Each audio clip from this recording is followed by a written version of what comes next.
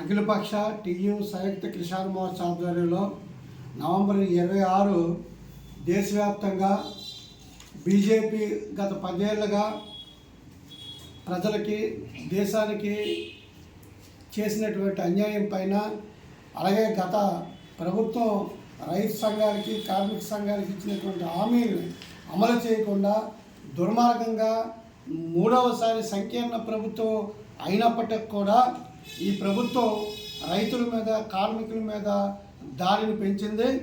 అందులో భాగంగానే నవంబర్ 26 దేశవ్యాప్తంగా ప్రదర్శనలు, సభలు, ధర్నాలు చేపట్టాలని అఖిలపక్ష టీయు రైతు కిసాన్ మోర్చా నిర్ణయించాయి.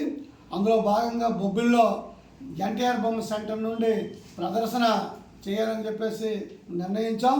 ఈరోజు బీజేపీ ప్రభుత్వం అధికారంలోకి వచ్చాక కార్పొరేట్లకి ఈ 10 ఏళ్ల కాలంలో 19 లక్షల కోట్లు రుణమాఫీ చేసింది.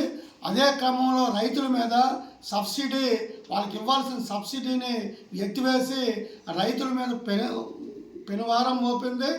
రాష్ట్రంలో తెలుగుదేశం ప్రభుత్వం, సంకీర్ణ ప్రభుత్వం ఈరోజు రైతులకు ఇస్తామని చెప్పినటువంటి రైతు భరోసా ఇస్తామన్నారు, ఇంతవరకు ప్రకటించలేదు.